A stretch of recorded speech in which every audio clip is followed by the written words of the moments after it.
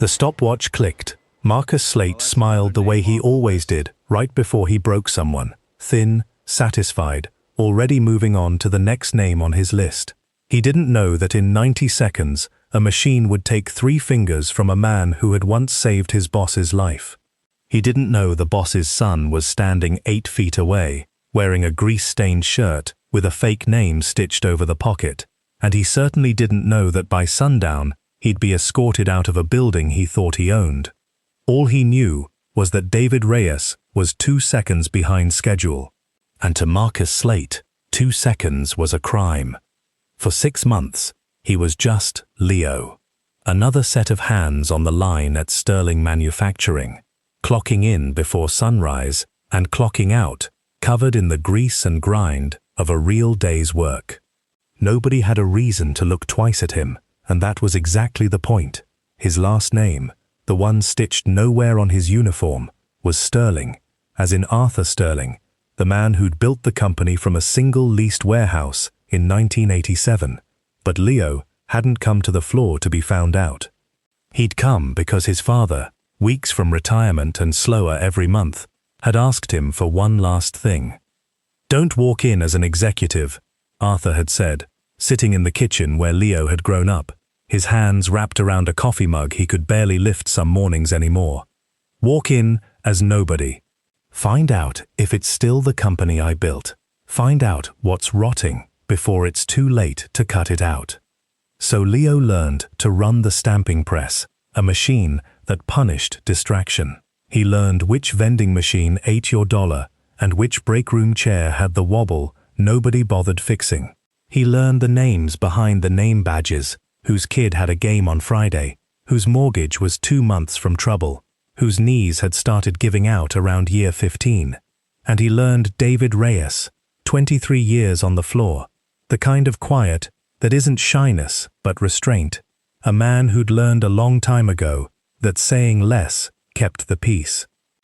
David never talked about himself much. He talked about his daughter's nursing program, about the Sunday league he coached, about a busted radiator he was going to fix one of these weekends.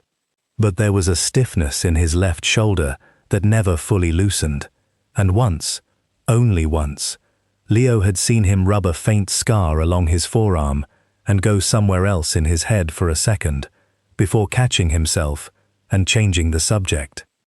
Marcus Slate ran the floor from a glass office that looked down over all of it, the way a man looks down at an aquarium.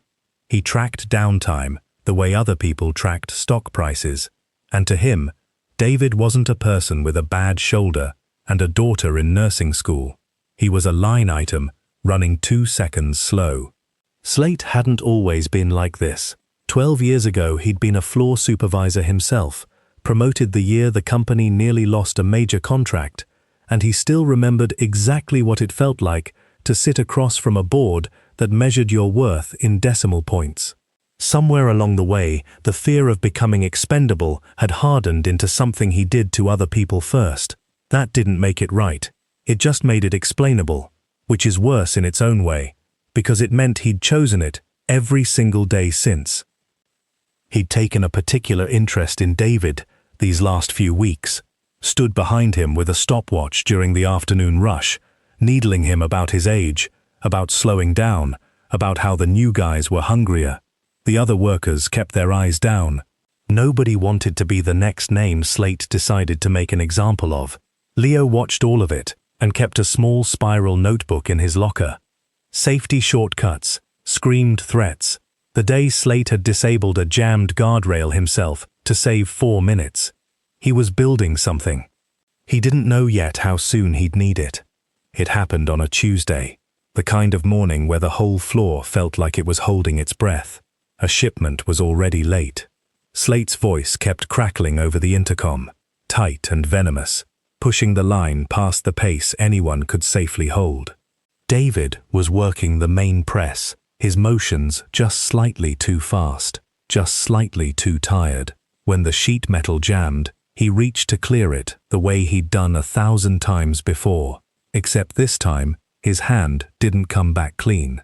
The sound was small, almost swallowed by the noise of the factory, But Leo heard it, and he was moving before he'd finished deciding to move, slamming the emergency stop with the flat of his hand. The line died.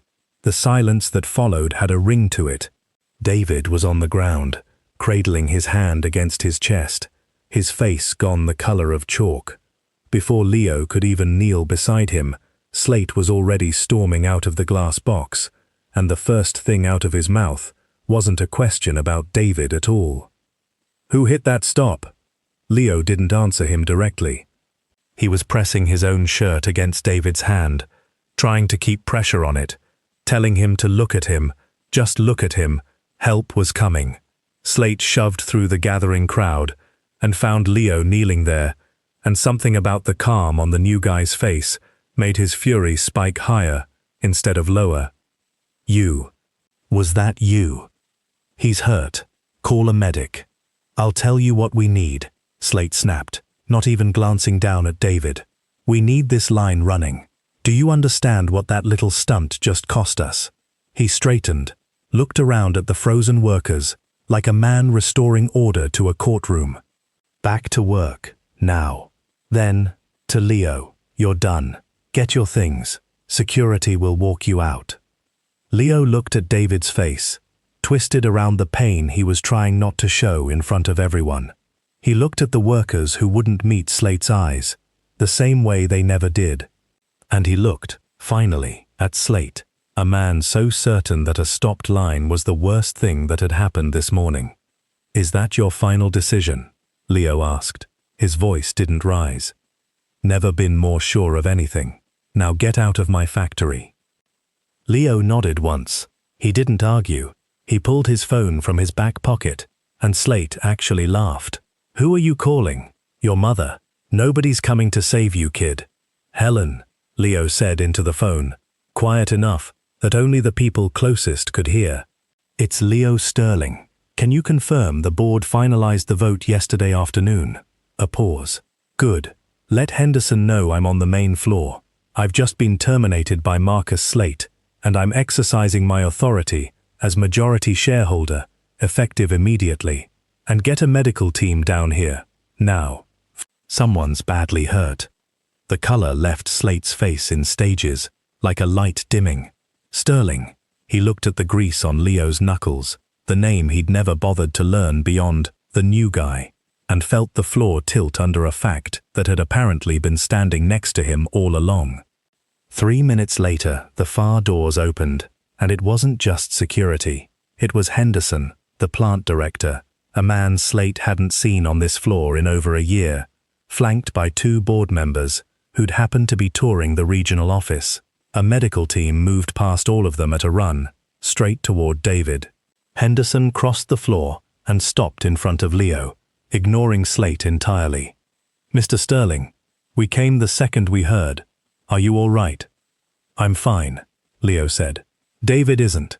Make sure whoever's on his surgery has the best hands in the network, whatever that costs."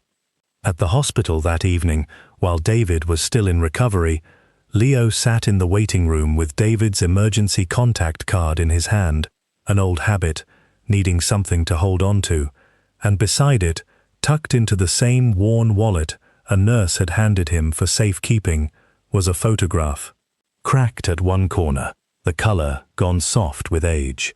2 young men stood in front of a stamping press that looked older than the one on the floor now, both of them grinning, one with his arm slung over the other's shoulder. Leo recognized his father instantly, younger than he'd ever seen him outside of framed pictures in the old house. He didn't recognize the other man at first, then he did, and his stomach dropped. On the back, in handwriting he now realized he'd seen 100 times on old birthday cards. To David, "You pulled me out when nobody else would have stopped the line either. I won't forget it. A.S. 1998. Leo sat with that for a long time. His father had told him, once, years ago, a half-story about a fire in the old warehouse, a fuel line, a jammed door, a man who doubled back into the smoke to get him out when the smart thing, the safe thing, would have been to run. Arthur had never said a name. Leo had always assumed the man was long gone from the company, promoted or retired, or just lost to time, the way founding stories usually are. He'd worked next to him for 6 months. He'd shared his lukewarm coffee. He hadn't known. When David woke up, groggy, his hand wrapped and his face still pale, Leo didn't lead with any of it. He sat by the bed and just said his name, his real one this time, and watched David's confusion sharpen into something wary. "You've been sterling this whole time. Since before I met you." Leo didn't dress it up. "I'm sorry. Not for the 6 months, for not telling you the day it stopped being just about the job." He set the photograph on the blanket where David could see it. "I found this in your wallet." David looked at it for a long moment, his jaw working. "That was a long time ago," he said finally. "I didn't save him for a plaque. I didn't tell anybody, because I didn't want anybody looking at me different." He glanced at Leo, and there wasn't gratitude in his face yet. Mostly something more tired than that.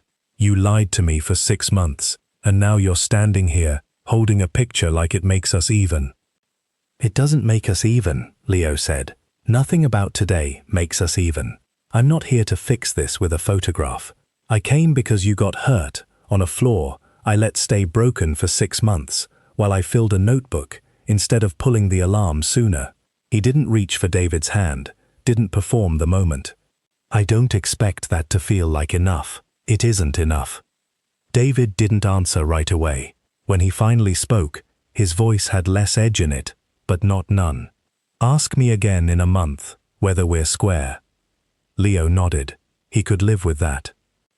Marcus Slate was terminated within the week, once the board reviewed the notebook Leo handed over, page after page of ignored safety reports, disabled guardrails, and a pattern of intimidation that 3 other supervisors quietly confirmed once someone finally asked. Slate didn't go quietly, at first. He tried to argue that he'd only ever done what the numbers demanded, that nobody upstairs had complained when his plants hit their targets. Nobody upstairs disagreed with him, which was its own kind of indictment, and it was part of what the board's review ended up naming directly: a culture that had rewarded exactly the wrong instincts for over a decade. That didn't clear Slate. It just meant the rot went higher than one man with a stopwatch, and Leo said so publicly, which cost him some easy applause but felt more honest. He didn't call a company assembly to make a speech. He went back to the floor 2 weeks later, in his own clothes this time, and posted the new safety review outside the break room himself. New equipment funding, an anonymous reporting line that actually routed to the board instead of to a supervisor's desk, and a supervisor promotion for a woman named Priya who'd been quietly filing safety complaints for 3 years that no one had acted on. He didn't promise the culture would change overnight, because he didn't believe it would, and he'd learned enough in 6 months not to insult people with a speech that pretended otherwise. David came back to work 8 weeks later, his hand healing, but never quite the same, in a new role, helping run safety audits across 3 plants. A job he'd insisted on interviewing for like anyone else, not one he'd accept as a gift. He and Leo weren't easy with each other yet. Some mornings they still just nodded across the floor, but David started bringing an extra coffee some days, setting it down without a word, and Leo understood that for what it was, not forgiveness handed over all at once, but something being rebuilt, one ordinary morning at a time. "Trust doesn't come back because somebody's sorry," David told him once, months later, watching the new guardrail sensors get tested on the line. "It comes back because you keep showing up after the sorry's over." Stories like this stay with people because the twist isn't really the hidden name. It's what a person does once the name stops being a secret. What do you think you'd have done in Leo's shoes, or in David's? Tell us in the comments. And if you want more stories about power, integrity, and the truths that get buried on the way to the top, subscribe and turn on notifications so you don't miss the next one.